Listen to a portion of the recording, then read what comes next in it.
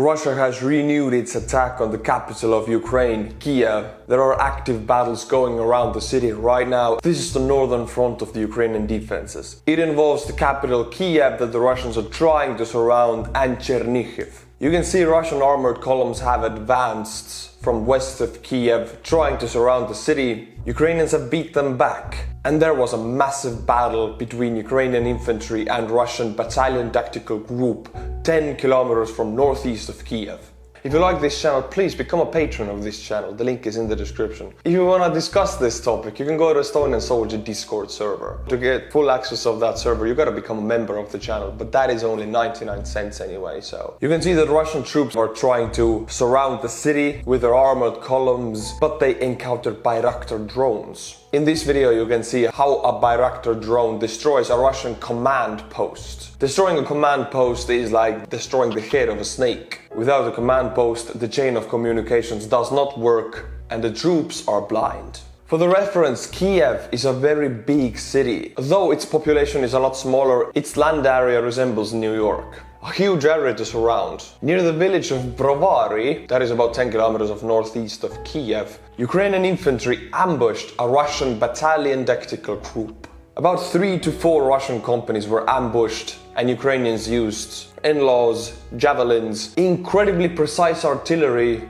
and perhaps a Bayraktar drone. We have a video here filmed with a civilian drone, and yes, Ukrainians used civilian drones to geolocate Russian positions and artillery strike them. In this video you can see a point-blank hit with an NLAW. Immediately after the hit you can see Russian infantry dismount from their vehicles and run to take cover. We can see a Russian tank shooting at Ukrainian positions right before it gets hit with another shot of NLAW. And behind that you can see the rest of the battalion tactical group. We actually have another video that shows the same battalion tactical group already retreating from the ambush, but the entire way back they were harassed by the Ukrainian artillery and infantry and perhaps even Bayraktars. In this video we can see at least 3 tanks destroyed. Here is a video of a javelin hit from the same battle. And of course, thanks to Ukrainian soldiers on the ground, we can see the aftermath of this battle.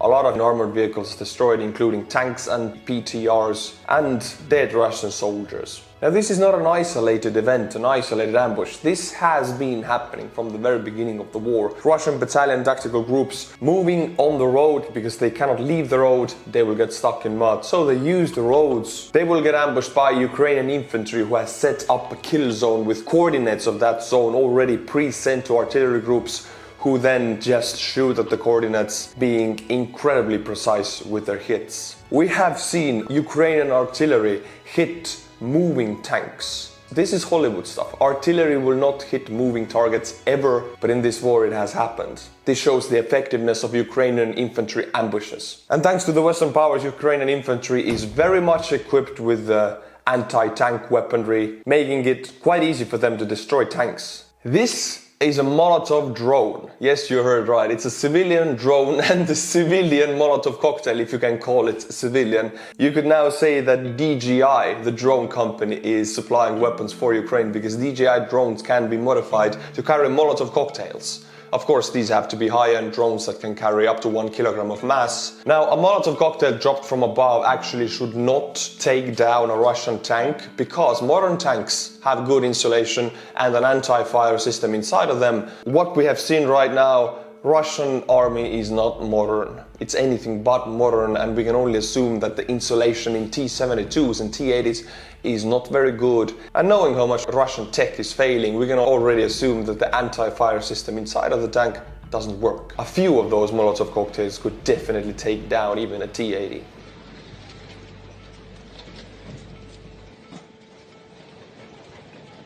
But don't take my word for it, I'm just an infantryman, a communications guy. Here is Ryan Macbeth, an expert of that matter. And even if the Molotov lands inside the tank's fire suppression system should engage and put this out pretty quickly. Of course, that's assuming it's working. Russians have thousands of BMP-1s and BMP-2s in Ukraine, and those do not have any insulation.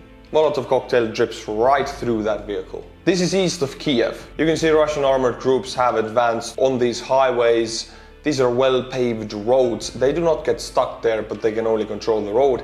And thus we can see these thin red lines. They don't control the countryside, meaning that Ukrainian infantry can move freely through there and make ambushes on the armored vehicles or to the supply vehicles. They have been doing that. Why is Russian armor moving so fast and so quickly into the countryside? Is that they're trying to surround Kyiv from the east, from the west. The truth is, Russia needs more troops to surround Kyiv.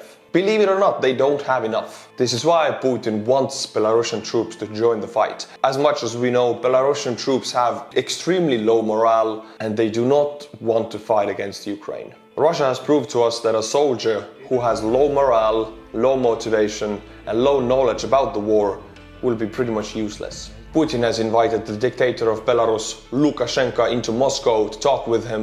They had their little chat, but somehow Lukashenko managed to avoid the topics and still not send majority of Belarusian troops into Ukraine. We can only assume that Lukashenko is aware of the state of his army and of the morale of his army. If one of the most powerful armies in the world is failing so bad against Ukrainians, Lukashenko does not want to risk his troops.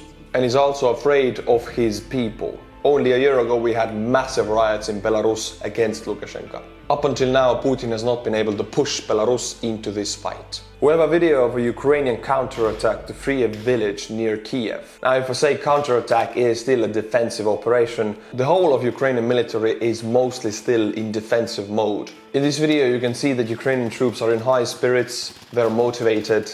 You can see the flare of patriotism in their eyes. They're equipped with javelins and some other Western anti-tank weaponry. As of the outcome of that battle, we know that several Russian tanks and BTRs were destroyed.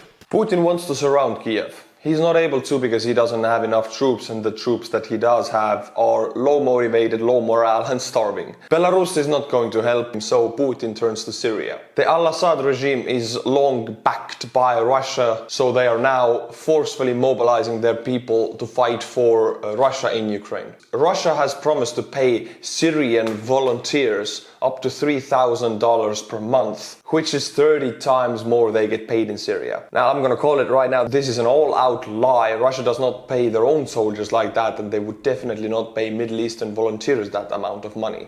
So they are lying to Syrian people to get them to fight for Russia in Ukraine. The volunteers coming from Syria are low trained, they don't speak the language, they're not used to cold, they don't know what they're fighting for, and they're probably treated very bad. What Russia is looking for in Syrian volunteers is cannon fodder.